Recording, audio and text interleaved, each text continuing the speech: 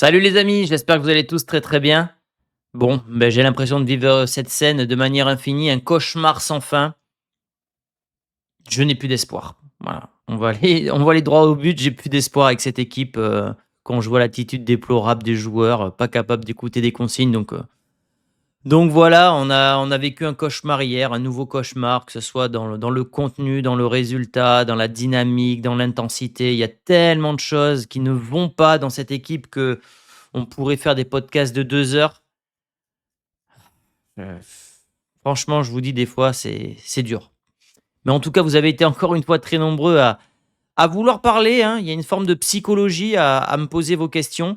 J'en ai sélectionné le plus possible. Alors au moment où vous regardez cette vidéo, moi je suis dans le train direction Paris puisque j'ai été invité au TikTok Awards, donc je suis très content, d'être invité. Donc du coup, cette vidéo sera peut-être plus courte que d'habitude, moins structurée parce que j'ai un train dans 1 heure et il faut que je speed. Voilà, donc il y a une seule prise et je ne peux pas, me tromper. Juste avant quand même, juste avant de parler de la presse et cetera.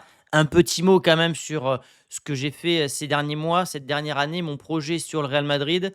À défaut de prendre du plaisir avec cette équipe, bah, je pense que vous pourrez prendre du plaisir avec mon e-book interactif sur le Real Madrid. On va parler de toutes les époques, de l'époque Cristiano, de l'époque Mourinho, de l'époque, Mbappé à travers des anecdotes, des vidéos. Si ça marche, bah, peut-être que je me dirigerai vers ce genre de formule plus tard pour vous éviter des placements de produits qui forcément ne vous intéressent pas tout le temps. Là, j'ai voulu vous concocter un produit 100% Real Madrid sur mon site chroniquefoot.com. J'espère que ça vous plaira. J'ai vu que déjà que les retours étaient excellents. Vous êtes très contents pour ceux qui l'ont acheté. Il y en a plein qui l'ont acheté pour Noël, etc. Donc, merci à tous les amis. Et puis évidemment, voilà, ça me donne beaucoup, beaucoup de force pour continuer. J'ai plein d'idées pour cette boutique-là. Si jamais vous avez envie de faire plaisir à vos proches qui aiment le Real Madrid, et cetera, je pense que c'est quelque chose, qui va leur plaire parce que, regardez, il y a des belles illustrations, il y a des anecdotes avec ici des liens cliquables, et cetera. Donc je pense qu'il y a vraiment moyen pour vous et pour vos proches, qui aiment, ce club de prendre du plaisir à travers ça. Cette vidéo est donc sponsorisée par Chronique Foot. Ça, c'est beau. S'auto-sponsoriser, franchement, ça fait plaisir. On va commencer par ça, cette info de Chiringuito, des tensions dans le vestiaire du Real Madrid après le match. Certains critiquaient l'arbitrage, d'autres disaient que c'était une excuse de merde. Xabi Alonso n'est pas rentré dans le vestiaire et n'a eu aucun contact avec les joueurs. Est-ce que la presse nous parle de ça? Parce que ça, c'est quand même une bombe. Xabi qui n'est pas rentré dans le vestiaire, est-ce que lui aussi n'a pas lâché, n'est pas dépité et n'est pas fataliste sur son sort dans le sens que il sait que les joueurs ne l'écoutent pas, il voit bien que les joueurs n'en font qu'à leur tête et il sait très bien que, allez, peut-être que son sort est repoussé de quelques jours, de quelques semaines, mais que ça sera très compliqué pour lui pardon, d'avoir un avenir, ne serait-ce qu'à court terme, au Real Madrid. On va voir ce que nous dit du coup la presse espagnole avec Marca qui nous montre les notes du Real Madrid. Pareil, j'ai pas souvent vu autant de joueurs noter 0. Il y a aucun joueur qui a eu 2 étoiles. J'aurais peut-être mis Tchouaméni, mais c'est tout. Valverde, 1 étoile, oui, c'est peut-être l'un des rares qui a fait les efforts. Bappé, 0, encore une fois. Vinicius, 0. Bellingham, 0. Arda Güler, 0. Fran Garcia, 0. Waouh, c'est dur, hein. Je pense que la presse, elle en a ras-le-bol. Le Celta qui remet la crise, le Real, dans la crise. Évidemment, ça parle ici de Xabi Alonso qui vit peut-être ses derniers instants en tant qu'entraîneur du Real Madrid.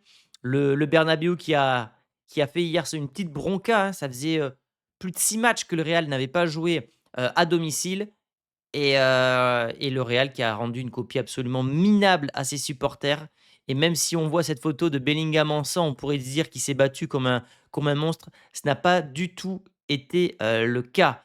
Voilà, Militao, on va en reparler parce que Militao, on parle de 3 mois d'absence. 3 mois d'absence pour Militao, c'est évidemment un coup terrible. On a l'impression que le sort s'acharne sur nous d'un point de vue, blessure également. Quand rien ne va, rien ne va. Le dernier match, c'était Trent 2 mois, Militao 3 mois. Ça fait 3 ans qu'on n'a pas une défense au complet, qui a constamment des graves blessures au Real Madrid. Qu'est-ce qui se passe? Est-ce que les joueurs jouent trop? Est-ce qu'il y a un problème de conditions physiques? Est-ce que les entraînements sont trop durs pour le Real? Je ne sais pas, mais il se passe quelque chose. Il se passe quelque chose et puis évidemment, il y a eu cette scène clownesque de l'arbitre qui a mis des rouges et des jaunes en pagaille. Lui voulait être, le personnage principal de ce match et il a un moment distribué tel un cow-boy des cartons dans tous les sens. Absolument ridicule, même si dans le fond, Carreras a dit que l'arbitre était très mauvais. Il méritait évidemment d'avoir ce, carton jaune. Il y a quelques joueurs qui veulent faire virer Xabi. Quelles sont les solutions? Quelle est l'alternative? C'est ce que disait Chiringuito. En gros, bah, si les joueurs veulent se faire Xavi, bah, ils vont se faire Xabi.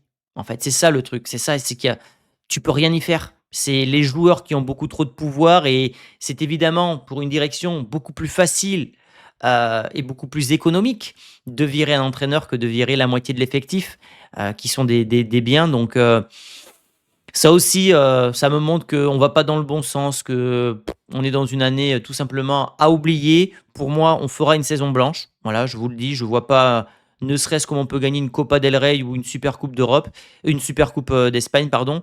Et moi, ça me fait penser ce qu'on vit là entre l'année dernière et cette année, à la période noire des Galactiques des années 2000, où les entraîneurs se succédaient, où il n'y avait pas de solution parce que cet effectif était mal construit, mal équilibré, trop d'ego dans le vestiaire. Et Pérez a fait exactement la même erreur. Alors, je ne pense pas qu'il arrivera au même résultat, c'est-à-dire une démission comme en 2006, mais évidemment que Pérez, de par son ego, son péché d'orgueil, va s'est trompé complètement. David, première question, je vais aller vite. On a rarement vu le Real autant humilié. Alors, on a vu le Real se faire humilier, notamment contre le Barça. Contre le Celta, ça faisait 20 ans. 20 ans ou 19 ans qu'on n'avait pas perdu contre le Celta.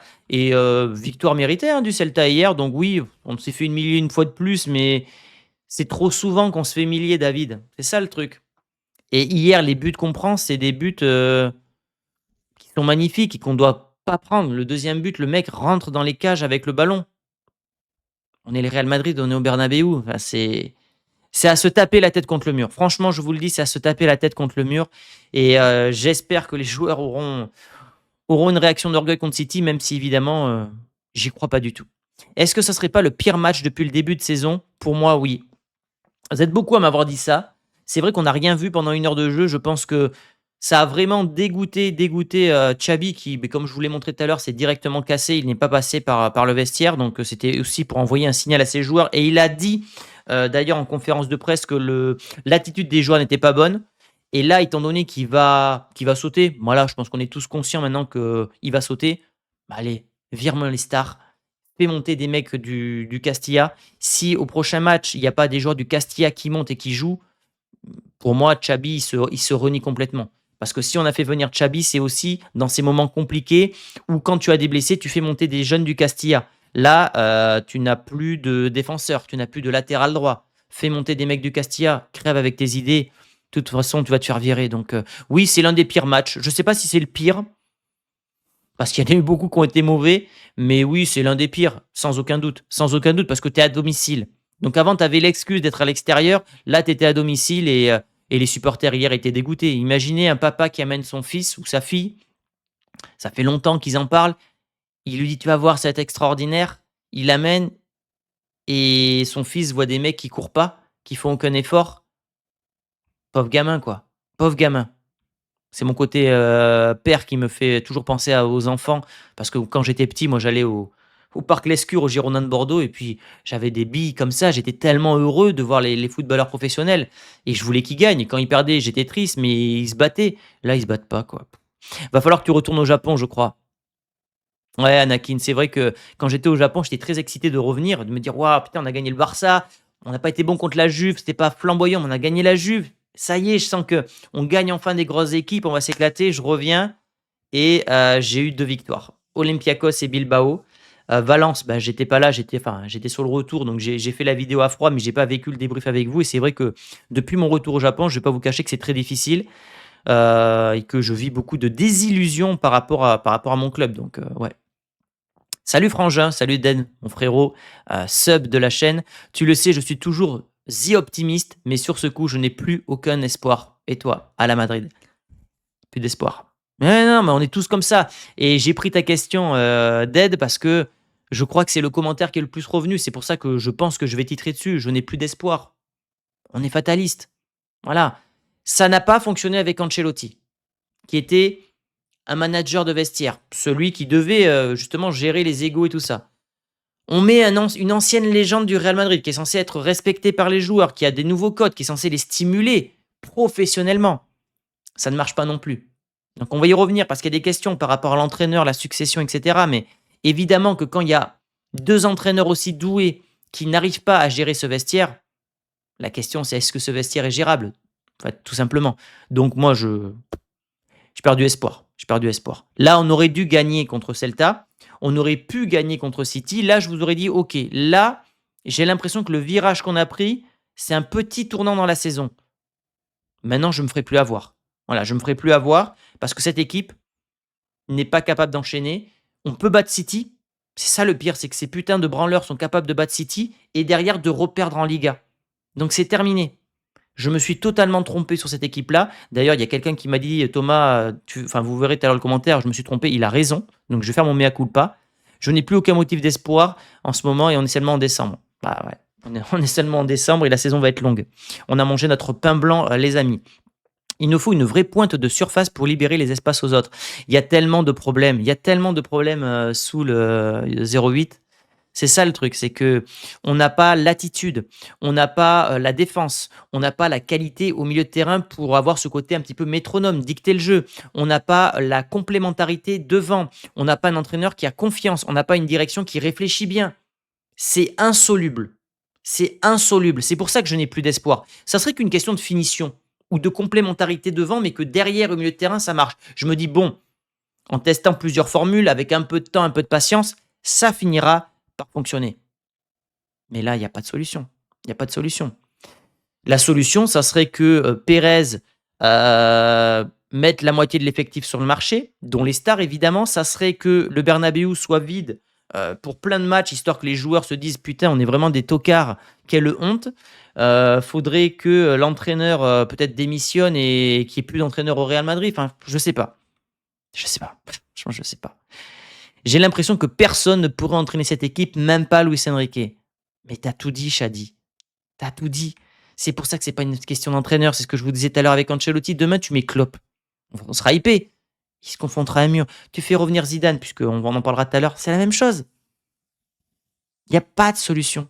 Il n'y a pas de solution. Il y a trop de stars, il y a trop d'ego. Et c'est ça que je ne comprends pas chez Pérez. Quand tu as vécu une telle erreur 20 ans plus tôt, il a refait 20 ans plus tard. L'obsession de ce qui brille, l'obsession des galactiques, l'obsession des chiffres. Celui qui a tout vu, qui a tout réussi, c'est Luis Enrique. Il a viré tout le monde au PSG. C'est lui le patron. Que des jeunes. Comme ça, les jeunes, tu sais, c'est de la pâte à modeler, les jeunes, comme je dis. Tu les mets à ta forme, comme tu veux. Ils vont t'écouter. Ils se battent. S'ils sont pas contents, ils vont sur le banc. T'as pas l'entourage des stars, la pression des médias. C'est tellement plus facile sans star. Je comprends Luis Enrique, mea culpa Luis Enrique. Je me suis évidemment trompé à ton sujet. Je n'ai plus aucun motif d'espoir, ça on l'a vu. Mbappé demande trop de ballons dans les pieds alors qu'il n'en est pas en profondeur. Regardez ça. Je voulais partager déjà hier soir, mais regardez ça. À un moment donné, c'est plus possible. Benzema pouvait le faire parce que tu avais des flèches comme Bale et Ronaldo qui, elles, rentraient dans la surface. Vinicius reste collé à la ligne de touche. Mbappé n'a pas du tout le côté Benzema d'organiser, d'avoir le QI football, d'avoir ce côté organisation. Il a d'autres qualités que Benzema n'avait pas, mais il n'a pas ce côté numéro 10 que pouvait avoir Karim. Il y a trop de problèmes. Regardez-moi ça. Moi, je vous le dis, quand je vois ça, j'ai honte. Quand je vois ça, j'ai honte, putain. Je suis sûr que mon équipe du Bled, là, qui au passage est entraînée par Gouffran, ancien joueur des Girondins, joue mieux que ça et mieux organisé que ça. C'est à se demander s'ils se foutent pas de la gueule du monde. Et regardez Xabi en bas, il est désespéré. Il y a un vrai boulevard. Il y a aucune notion tactique. Alors, je veux bien peut-être que Xabi Alonso soit responsable, qu'il donne trop de consignes. Mais à un moment, les mecs, ils ont joué dans les plus grands clubs du monde. Ils ont quelques bases. C'est leur métier, putain. Comment tu peux rendre un tel déséquilibre? Je vous dis, Je vous le dis à chaque fois, c'est à se taper la tête contre le mur. Si Xabi doit abandonner ses principes, il devrait présenter sa démission. Exactement. Moi, je pense que pour lui, le mieux, c'est de présenter sa démission. Liverpool l'attend. City va changer d'entraîneur à la fin de la saison, je pense. Il aura des opportunités. Mais vaut mieux peut-être démissionner qu'être viré, selon moi. Et il dit voilà, je ne trouve pas la formule avec ces joueurs. Les joueurs n'adhèrent pas à mon discours. Et il rejette la faute sur les joueurs. Il dit j'ai une part de responsabilité, mais voilà, je sens que tout ce que je dis, ce n'est pas écouté, que chacun fait sa partition. Je présente donc ma démission avec effet immédiat. Et là, tous les médias, tous les supporters qui aiment Xabi Alonso vont s'acharner sur les joueurs. Il doit démissionner. Je suis d'accord avec toi, Ibrahim, il doit démissionner. Et je voulais vous faire écouter ça, les amis. Alors, je vais mettre le casque. C'est assez intéressant. Alors, attendez, on va le mettre. Écoutez ce que dit Edgar Grollo avec RMC. À qui la faute si l'équipe joue bien sur le gros match à San Mamés et joue mal face à Celta Vigo à domicile? Et lui dit que c'est la responsabilité de tout le monde, évidemment. Il a été très très bon politicien, on va dire, sur cette conférence de presse.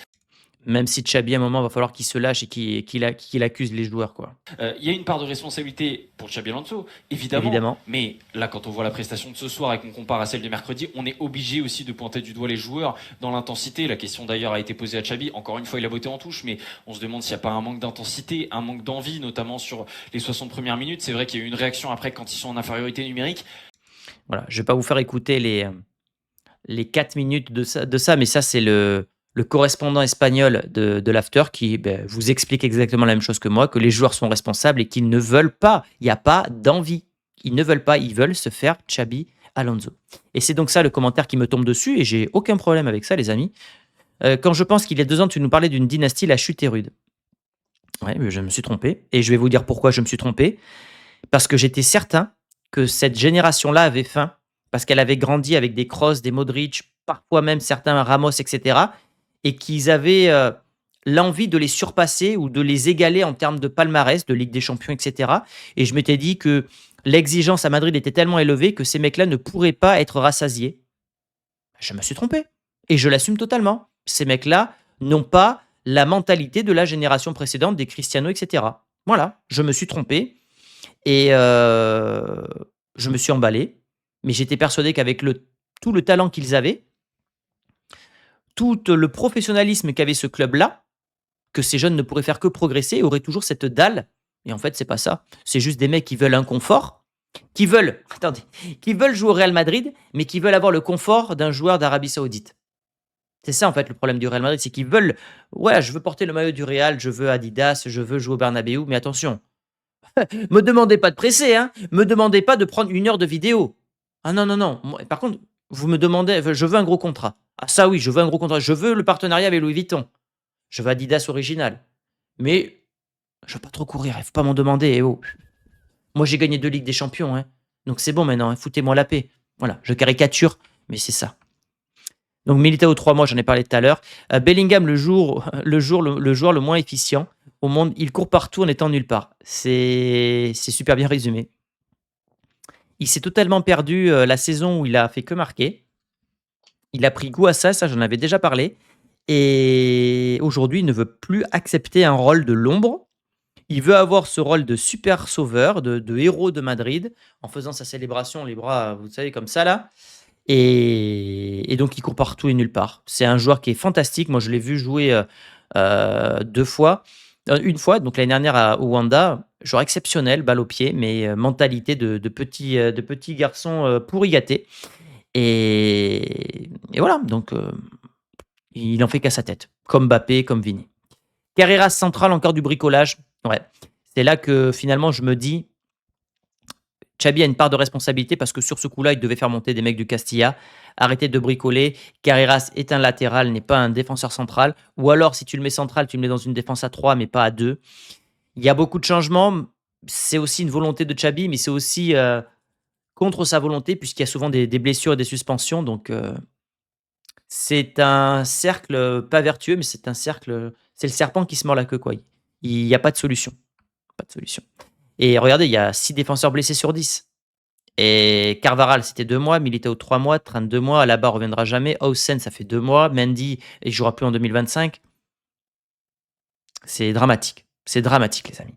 Ce Real n'a aucun sens, aucune stabilité et changer de coach ne changera rien à ce stade. Ouais, je suis d'accord avec toi. Je suis d'accord avec toi. Je pense pas que la solution viendrait de l'entraîneur, ça serait trop facile. À l'époque de Benitez, oui, parce que tu avais un effectif, tu savais qu'ils avaient déjà gagné, même si c'est le cas ici, mais tu savais qu'il y avait une mentalité différente. Cristiano, Ramos, moi, je ne sens pas ce truc-là dans cette génération. Il reste City pour achever le contrat de Xabi, le Prol Visco. Ouais, je pense que c'est fini pour Xabi, moi. Après, voilà, je peux évidemment me tromper, et évidemment que j'espère me tromper sur ce coup-là, mais je ne vois pas passer l'hiver pour Xabi, malheureusement, et ça me détruit parce que sa carrière en sera pas détruite, mais en pointillé derrière, peut-être. Peut-être qu'il ne se relèvera jamais, alors qu'il a un talent immense, alors que c'était l'élu pour moi de la prophétie. C'était le mec qui devait te faire rentrer dans une autre dimension. Mais un discours qui ne passe pas. Peut-être que lui, dans le management, n'est pas bon non plus. Donc voilà. Et qu'est-ce que j'avais d'autre? Si Xabi est viré, qui pour le remplacer? Ça évoque Zidane. J'y crois pas. J'y crois pas parce que il va pas prendre le risque de se faire squeezer le poste en équipe de France. Moi, je vois un Mourinho en fin de saison. Je vois un Raoul. Voilà, les deux profils qu'il faudrait pour un petit peu mettre des fessées aux joueurs qui ne veulent pas faire les efforts. Mais autant Mourinho, je me dis que c'est possible si jamais avec Benfica ça se passe mal. Autant Raoul, non, parce que Florentino Pérez ne voudra pas faire revenir un joueur qui a plus d'aura, et de notoriété, de popularité que lui. Voilà, Raoul, c'est c'est le joueur intouchable, quoi. Enfin, l'entraîneur intouchable. Donc, il le fera jamais. J'ai vu que certaines demandent le retour de Ramos. Moi, je milite pour. Voilà. Pas pour être un titulaire, mais plus pour être un espèce de capitaine de vestiaire. Un mec qui va élever l'exigence de ce vestiaire-là et qui va être capable de dire des termes que certains n'arrivent pas à dire, comme Carvaral, Courtois, Militao, etc. Même si peut-être ils le disent et que j'ai pas les informations. Mais je suis très, très fataliste, très pessimiste. Et donc, oui, je n'ai plus d'espoir avec ce Real Madrid. Pas de live ce soir, les amis. Je file donc à Paris pour les TikTok Awards. Je vous retrouve demain pour l'avant-match contre City. Voilà, l'avant-match contre City. Et donc, comme je l'ai dit en début de vidéo, si vous avez un petit budget à m'accorder concernant ce produit que je vous ai créé, voilà, c'est le e-book interactif, les 50 plus grandes anecdotes du Real. Ça me soutient énormément. C'est un produit qui n'existe pas aujourd'hui sur le Real Madrid. Donc, je suis très fier de l'avoir créé. C'est que ça n'existe pas. Voilà, vous cherchez un e-book comme ça n'existe pas. Donc, c'est unique au monde, en tout cas sur la francophonie. Donc, j'espère que ça vous plaira. N'hésitez pas, lorsque vous l'achetez, à m'envoyer des petits screens, etc., que je puisse partager ça sur Instagram. Et merci à tous ceux qui me donneront évidemment beaucoup de force, car j'ai plein d'idées sur le Real Madrid. Malheureusement, le timing n'est pas forcément le meilleur pour ce genre de projet, mais j'ai confiance en vous. Donc, je vous fais de très gros bisous et je vous dis à très vite, les amis.